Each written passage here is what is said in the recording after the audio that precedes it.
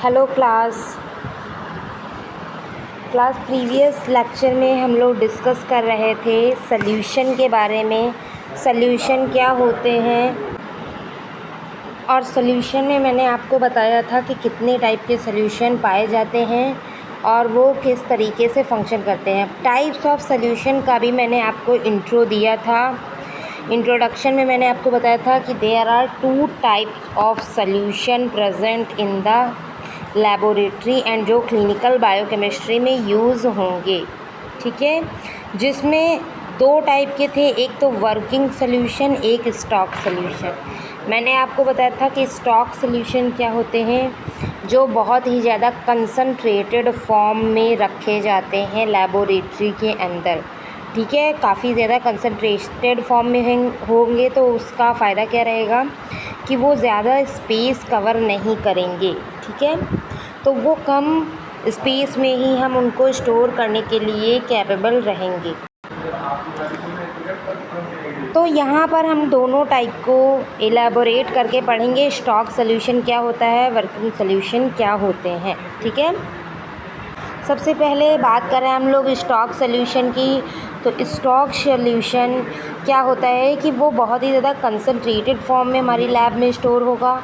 तो जब भी हमें ज़रूरत पड़ेगी काम करने की या वर्किंग सॉल्यूशन बनाने की, तो हम उसमें वाटर को मिक्स करके या जो भी सॉल्वेंट यूज़ हो रहा है सॉल्यूशन को प्रिपेयर करने के लिए, उस सॉल्यूशन का क्या करेंगे, यूज़ करके सॉल्वेंट को मिक्स करेंगे और उस स्टॉक सॉल्यूशन को डाइल्यूट कर देंगे।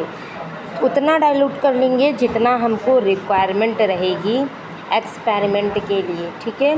एक्सपेरिमेंट के अकॉर्डिंग हम तैयार करने के बाद में जो है उसको यूज़ कर सकते हैं, ठीक है।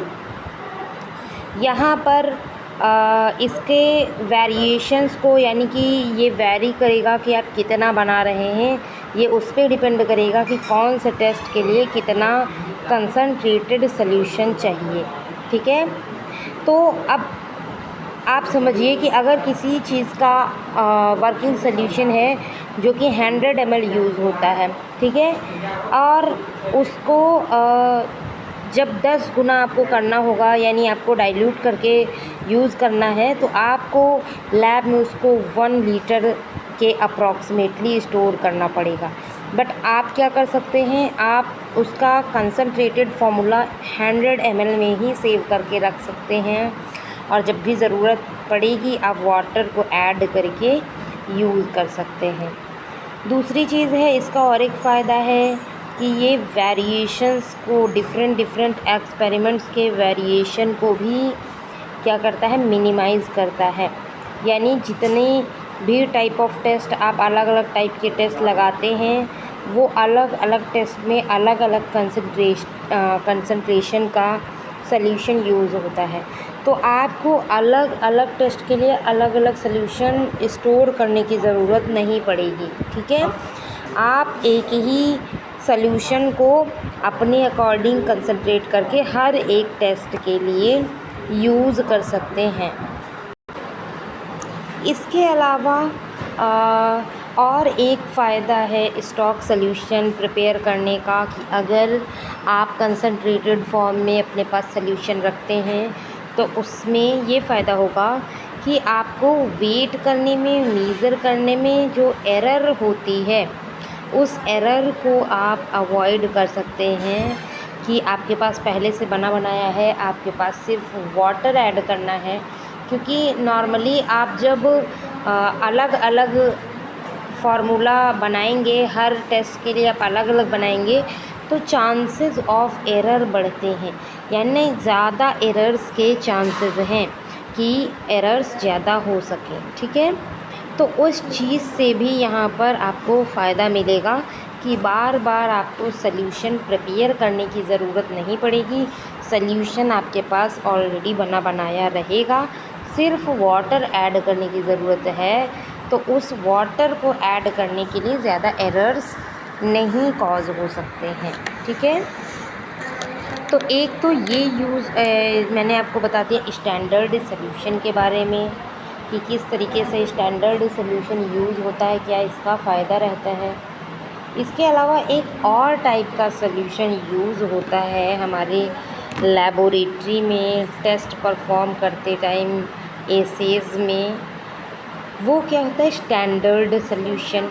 ठीक है, ये क्या होता है इसके बारे में जानिए। इस स्टैंडर्ड सॉल्यूशन होता है जिसकी कंसंट्रेशन हमको पता हो पहले से। स्टैंडर्ड सॉल्यूशन की प्रिसाइज वैल्यू, उसकी कंसंट्रेशन हमको पता रहती है। ठीक है, ये आते हैं कमर्शियली अवेलेबल होते हैं।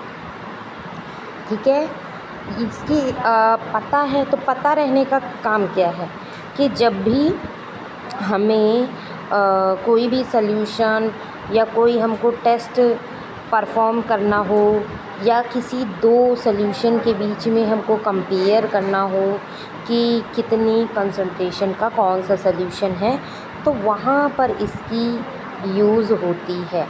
ठीक है, तो इसमें अब जैसे मान लीजिए, तो इस स्टैंडर्ड सॉल्यूशन का यूज़ इतना ही है कि जब हमारे पास कोई अननोन कंसंट्रेशन का सॉल्यूशन लाया जाएगा तो हम उसको इससे कंपेयर कर सकते हैं। क्योंकि देखिए, स्टैंडर्ड सॉल्यूशन का कंसंट्रेशन हमें पता है कि ये कितने कंसंट्रेशन का सॉल्यूशन है। अब मान लीजिए वहीं पर कोई दूसरा सॉल्यूशन हमारे पास आता है या हम बनाते हैं जिसका हमें नहीं पता, तो हम इसके साथ में उसको कंपेयर कर लेंगे और कंपैरिजन करने के बाद में हमें पता है कि जब एक का पता है तो डिफरेंस निकाल सकते हैं। इन दोनों का जब डिफरेंस निकाल लेंगे तो दूसरे वाले की भी कंसंट्रेटेड वैल्यू हमको पता चल जाएगी। ठीक है, तो ये एक टेस्ट परफॉर्म करने का तरीका रहता है। इसलिए जितने भी स्पेक्ट्रोफोटोमीटर के अंदर जितने भी टेस्ट परफॉर्म होते हैं या कलरीमेट्री के हिसाब से आप आगे क्लिनिकल बायोकेमिस्ट्री में पढ़ेंगे कि बहुत सारे टेस्ट हैं जो कि कलरीमेट्री के प्रिंसिपल पर काम करते हैं, स्पेक्ट्रोफोटोमेट्री के प्रिंसिपल पर काम करते हैं। तो उनमें ये स्टैंडर्ड सॉल्यूशन बहुत ज़्यादा काम आता है क्योंकि इसकी वैल्यू हमको पता है और सैंपल में कितनी वैल्यू है वो हम निकाल लेंगे, तो हमें पता चल जाएगा कि कितने अमाउंट में सैंपल के अंदर कोई भी चीज़ प्रेजेंट है। इसका फ़ायदा देता है। तो दो टाइप के सैंपल्स हम लोगों ने पढ़े, एक स्टॉक सॉल्यूशन एंड एक स्टैंडर्ड सॉल्यूशन।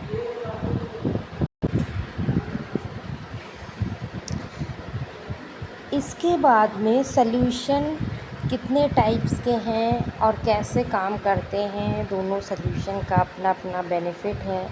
इसको पढ़ने के बाद में हम लोग यूनिट ऑफ मेज़रमेंट पढ़ेंगे, यानी जो मेज़रमेंट हम कर रहे हैं उसके क्या यूनिट होते हैं। यानी यूनिट्स, जैसे कोई भी चीज़ हम बात करते हैं 10 किलो, 5 ml या मिलीमीटर, मीटर, सेंटीमीटर, किलोमीटर, ये सब क्या होते हैं, किसी भी चीज़ की यूनिट। यानी इसको हिंदी में देखा जाए तो मात्रक, ये मापता है, ये आपको इसकी मेज़रमेंट बताता है कि वो कितनी मेज़रमेंट में कोई भी चीज़ है वो प्रेजेंट है।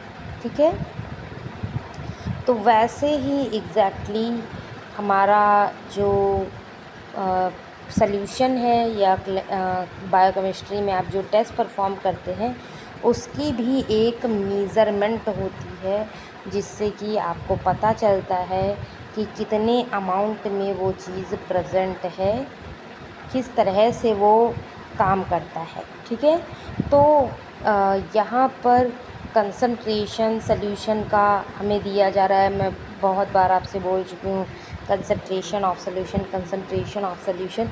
तो जो सॉल्यूशन का कंसंट्रेशन है वो किस यूनिट के द्वारा डिक्टेट किया जाता है, कैसे आपको पता चलता है, इसके बारे में आप किसके हेल्प से पढ़ते हो, आप यूनिट ऑफ मेज़रमेंट की हेल्प से पढ़ते हैं। ठीक है, अब अलग अलग चीज़ों के अलग अलग यूनिट्स होते हैं। जैसे अगर कोई लिक्विड चीज़ है तो उसका अलग रहेगा, अगर कोई सॉलिड चीज़ है तो उसका अलग रहेगा, अगर सॉलिड एंड लिक्विड है तो वो अलग रहेंगे। तो डिफरेंट डिफरेंट जो कंसिस्टेंसी है उसके बिहाफ पर अलग अलग यूनिट्स बनाए गए हैं। ठीक है, तो वेट बाय वॉल्यूम, अगर सॉलिड चीज़ है तो उसके लिए वेट बाय वॉल्यूम कर सकते हैं। अगर सॉल्वेंट एंड जो सॉल्यूट है वो दोनों लिक्विड हैं तो वॉल्यूम बाय वॉल्यूम कर सकते हैं। तो इस तरीके से अलग अलग चीज़ों के कंसंट्रेशन हम अलग अलग बिहाफ पर पढ़ते हैं, और इसको हम एक्सप्रेस किसके अकॉर्डिंग करते हैं, परसेंटेज में करते हैं, मोलैरिटी में करते हैं, मोलैलिटी, नॉर्मलिटी एंड पार्ट्स पर मिलियन। ये 5 टाइप्स आपको यहाँ पर पढ़ने हैं डिटेल्स में। ठीक है, पहला है percentage, molarity, molality, normality and parts पर मिलियन। ये यूनिट्स आपके दिए जाते हैं यूनिट्स ऑफ मेजरमेंट में। सबसे पहले बात करते हैं परसेंटेज की। परसेंटेज क्या है? It is the simplest way for expressing something, है ना। तो जब भी हमको वेट बाय वॉल्यूम देखना हो या वॉल्यूम बाय वॉल्यूम देखना हो, यानी सॉलिड लिक्विड हो या लिक्विड लिक्विड हो, कोई भी सॉल्यूशन, तो उसमें बताने का जो तरीका है वो परसेंटेज का बहुत ही ज़्यादा सिंपल है। यानी अगर आपसे कोई कह रहा है 10% का सॉल्यूशन है, तो 10% का जो सॉल्यूशन है तो वो परसेंटेज सबसे ईज़िली निकाला जा सकता है, समझने में भी आसान होता है और सॉल्यूशन को बनाने के लिए भी आसान होता है। ठीक है, अब कैसे निकालते हैं कि जितने ग्राम या जितनी वॉल्यूम आपने 100 ml में डाला है वो उसका परसेंटेज हो जाता है। फॉर एग्ज़ाम्पल, यहाँ पे एक एग्ज़ाम्पल भी दिया हुआ कि अगर आपने मान लो 10% NaCl का सॉल्यूशन बनाया, आपने कहा कि ये 10% NaCl का सॉल्यूशन है, तो आप इसको कैसे बनाएंगे? 10 ग्राम, क्योंकि 10% का है तो इसलिए 10 ग्राम लेंगे, उसको 100 ml वाटर में घोलेंगे और 100 ml वाटर में 10 ग्राम गया हुआ है, मीन्स ये 10% का सॉल्यूशन बन कर के रेडी है। ठीक है, अब वहीं पर अगर लिक्विड सॉल्यूशन की बात करें, मान लो NaCl की जगह हमने HCl यूज़ किया। NaCl क्या होता है? सॉलिड है, और HCl लिक्विड होता है। तो अगर कोई HCl की बात करता है तो 10% जब भी बात आएगी कि 10% सॉल्यूशन बनाया जा रहा है, तो इसका मतलब है आपने 10 ml HCl को 90 ml वाटर में घोला है। यहाँ आपको 100 ml वाटर नहीं, आपको अगर 20 ml का बनाना है तो 20 ml HCl and 80 ml water, यानी 80-20 का रेशियो। अगर आपसे कोई बोले कि 50% हमें सॉल्यूशन बनाना है तो 50 ml HCl लेंगे और 50 ml ही वाटर लेंगे, यानी किसी भी क्वांटिटी में हम पानी उतना डालेंगे, उतना वाटर ऐड करेंगे कि वो मिल करके 100 कर दे, तो उसको हम परसेंटेज बोलेंगे लिक्विड का। बट सॉलिड में आपको ऐसा नहीं करना पड़ेगा।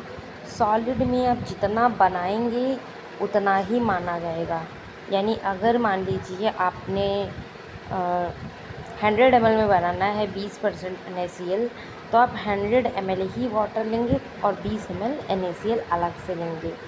तो ये होता है परसेंटेज निकालने का तरीका या परसेंटेज में सॉल्यूशन बनाने का तरीका, और ये सबसे ज़्यादा ईजीएस्ट वे होता है।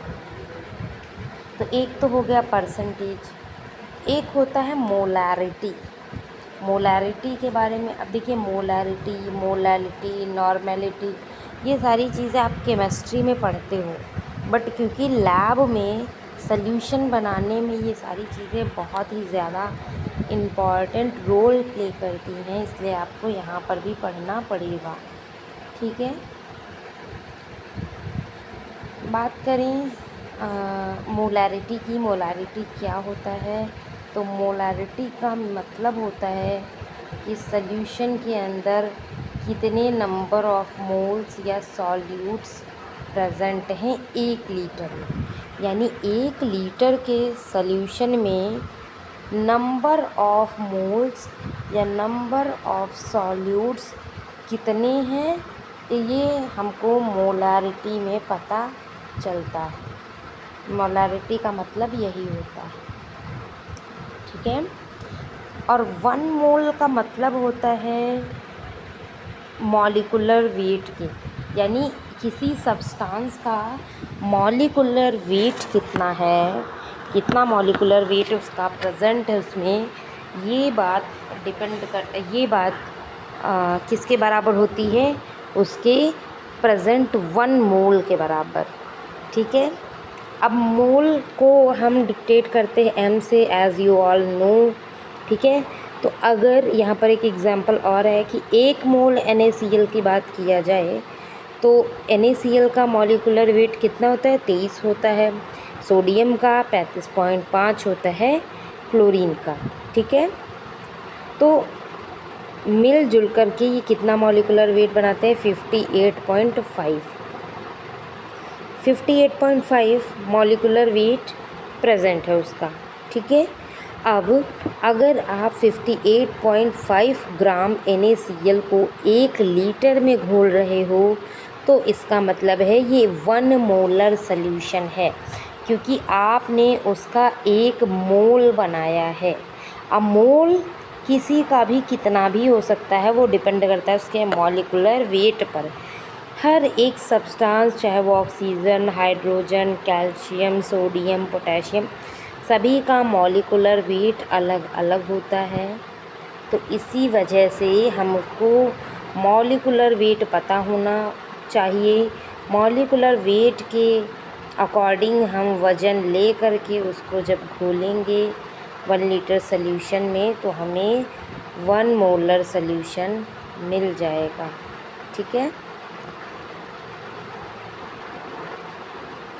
अब क्योंकि देखिए इन सब चीज़ों का, क्योंकि ये सब हम क्यों पढ़ रहे हैं, ये सब चीज़ों को ज़रूरत पड़ेगी आपको जब आप स्टॉक सॉल्यूशन बना रहे होंगे, क्योंकि वहाँ पर मोलारिटी के बिहाफ पर ही आप वो स्टॉक को तैयार करेंगे और उसके डाइल्यूशन का जो अमाउंट है वो डिसाइड करेंगे कि कितना डाइल्यूशन इसमें मिलाएंगे तो ये वर्किंग सॉल्यूशन तैयार होगा, ठीक है। तो उसके लिए आपको यहाँ पर एक फार्मूला दिया गया है m1 into V1 and equal to m2 into V2, जिसमें m1 है molarity of the solution, V1 है इसका वॉल्यूम, m2 है दूसरे सॉल्यूशन की मोलारिटी और दूसरे सॉल्यूशन के वॉल्यूम को V2 बोलेंगे, ठीक है। तो इस बिहाफ पर आप इस फार्मूले पे रख करके निकाल सकते हैं।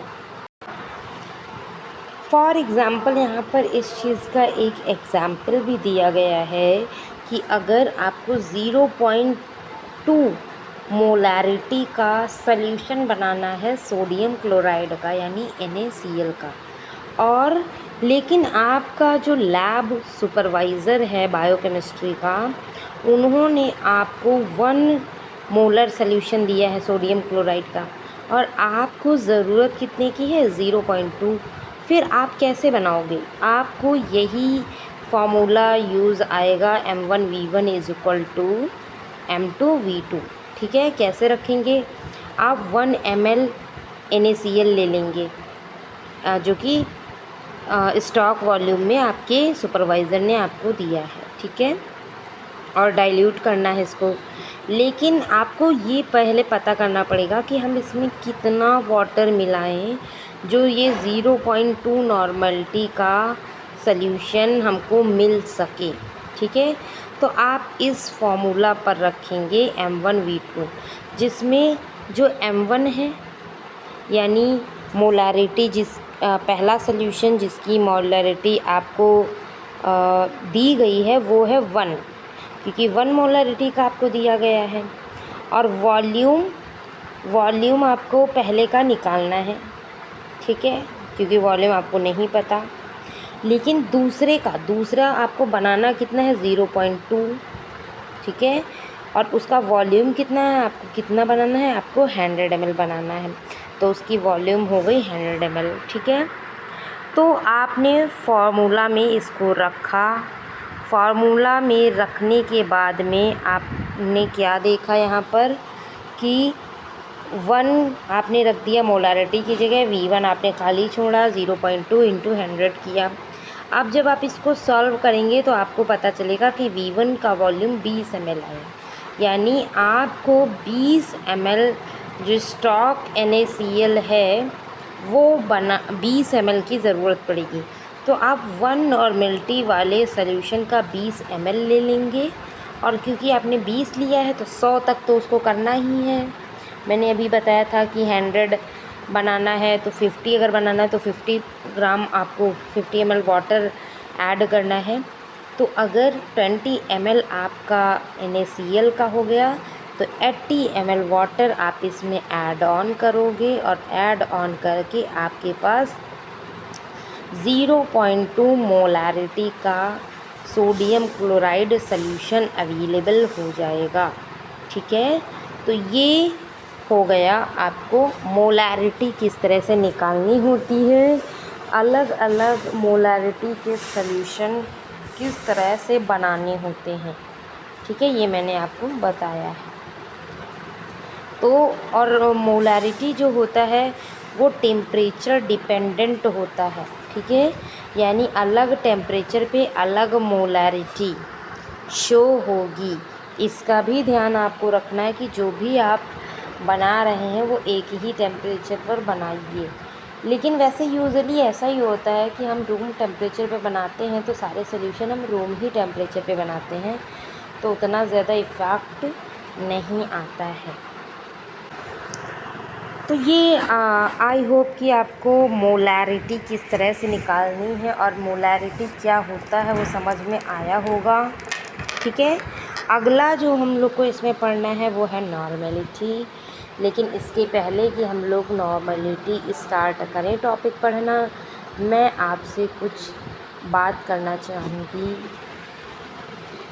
कि अगर आप लोग अपना मेडिकल स्टोर चला रहे हैं और उसे फार्मा क्लिनिक में चेंज करना चाहते हैं तो आपके लिए बेस्ट है टेलीमेडिसिन कोर्स। इसमें आपको बताया जाएगा कि कैसे आप अपने मेडिकल स्टोर को कॉरपोरेट मेडिकल स्टोर से बेहतर कर सकते हैं और हेल्थ केयर का एक इकोसिस्टम मेंटेन कर सकते हैं। इसमें आप डॉक्टर से ऑडियो वीडियो कॉल पर कनेक्ट हो सकते हैं। इस कोर्स की कंप्लीट फ़ीस 25,000 है और आप अगर इंटरेस्टेड हैं, आपको एडमिशन लेना है इसमें, इसके लिए आप हमारे दिए गए नंबर पर कॉल कर सकते हैं जो स्क्रीन पर शो हो रहा है, ठीक है। तो नेक्स्ट हम लोग को पढ़ना है नॉर्मेलिटी। चलिए नॉर्मेलिटी के बारे में भी थोड़ा सा देख लेते हैं क्या होता है। जिस तरह से मोलारिटी में आपको ये देखना होता है कि 1 लीटर सॉल्यूशन में कितने मोल्स हैं। मोलारिटी में हम यही तो देख रहे हैं कि 1 लीटर के सॉल्यूशन में कितने मोल्स प्रेजेंट हैं। उस तरह नॉर्मेलिटी में हम क्या देखते हैं, ग्राम्स देखते हैं, number of grams in 1 litre solution, ये हम नॉर्मेलिटी में देखते हैं, ठीक है। तो नॉर्मेलिटी में सॉल्यूशन में हम क्या देखेंगे, number of grams equivalent of solute in 1 litre, ठीक है। तो जैसे नॉर्मेलिटी को, मोलारिटी को हम M से रिप्रेजेंट करते हैं, वैसे ही नॉर्मेलिटी को हम N से रिप्रेजेंट करेंगे, ठीक है। और इसके वेट को हम कैलकुलेट करेंगे मॉलिक्यूलर वेट और वैलेंसी के साथ में डिवाइड करके, क्योंकि उस मॉलिक्यूल का मॉलिक्यूलर वेट हमें पता होना चाहिए, उसकी वैलेंसी हमें पता होनी चाहिए और इसका उसको हम किसके साथ में, वेट के साथ डिवाइड करके निकाल सकते हैं आराम से। एग्ज़ाम्पल के साथ में समझेंगे तो आपको भी अच्छे से समझ में आएगा। अब मान लीजिए मैं यहाँ पर कैल्शियम का एग्ज़ाम्पल ली हूँ। कैल्शियम का एटॉमिक वेट होता है 40 और इसकी वैलेंसी होती है 2, ठीक है। तो ये 2 जो है वेट के कितने इक्विवेलेंट होगा, 20 वेट, ठीक है। अब एसिड बेस का जब हमको सॉल्यूशन बनाना होगा तो हमको मॉलिक्यूलर वेट को जो है डिवाइड करना पड़ेगा, ठीक है। फॉर एग्ज़ाम्पल कि HCl के पास H+ आयन होते हैं, इसका मॉलिक्यूलर वेट बाई 1 कर लेंगे, ठीक है, क्योंकि इसके पास सिर्फ एक हाइड्रोजन आयन है। अब इसका मॉलिक्यूलर वेट कितना है, बटे में इसके हम रख लेंगे इसका जो है कितना आयन्स प्रेजेंट है, वैलेंसी कितनी है, 1 है, रख लेंगे और हम निकाल लेंगे। इसी के साथ अगर H2SO4 का हम देखें तो इसका इक्विवेलेंट जो वेट होता है वो मॉलिक्यूलर वेट का लगभग आधा होता है, तो 2H रखेंगे।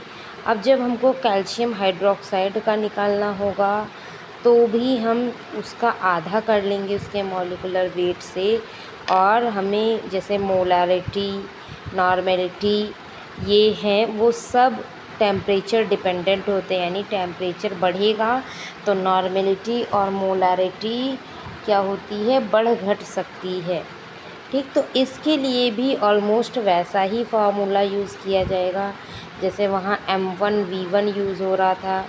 M1V1 = M2V2, यहाँ पर N आ जाएगा, N फॉर नॉर्मेलिटी, ठीक है।